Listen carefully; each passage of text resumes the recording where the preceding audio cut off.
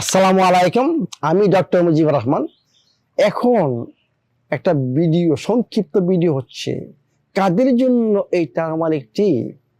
আমি বলছি যে আইবিএস পেশেন্ট যারা আছেন তাদের ফাইবার, বুঝছেন, ঠিক হবে না, কারণ ওদের গাট ব্যাকটেরিয়া, বুঝছেন, মানে আনহেলথি আনহেলথি গাট ব্যাকটেরিয়া হচ্ছে নট ফ্রেন্ডলি।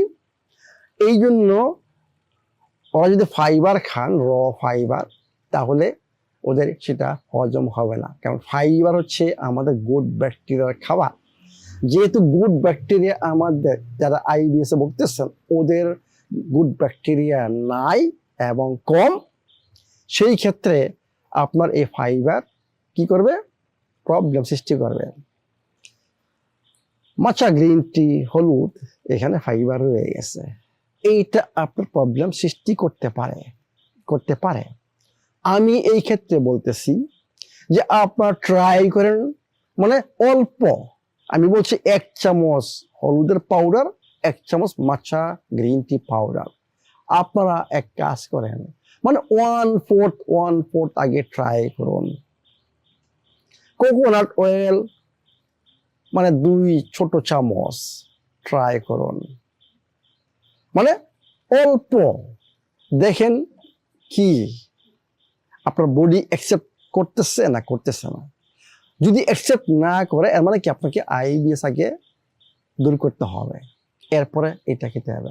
অনলি একটা ক্ষেত্রেই আমি বলবো যে টারমারিক গ্রিন টি আপনারা আগে, মানে আমার অনুসারে, যে 1 চা চামচ টারমারিক পাউডার, 1 চা চামচ মাচা গ্রিন টি, 2 বড় চামচ কোকোনাট অয়েল, 1 বড় চামচ হানি, তারপরে আপনার ব্ল্যাক পেপার, গোলমরিচের গুঁড়া, এইটা আপনারা ডাইরেক্ট ট্রাই করবেন না।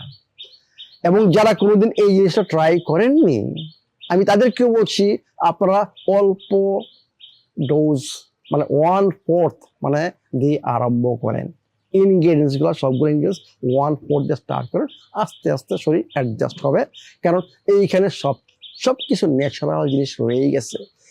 ন্যাচারাল জিনিস আমাদের বডি মাস্ট অ্যাকসেপ্ট করবে, কিন্তু আমাদের বডির কন্ডিশন এত খারাপ হয়ে গেছে আনন্যাচারাল খাবারের জন্য।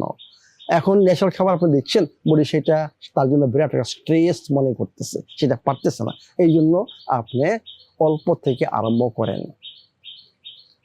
এই টি, টারমারিক গ্রিন টি, যে হেলথ বেনিফিট, এটা বলে শেষ করা যাবে না। ভালো থাকুন, সুস্থ থাকুন।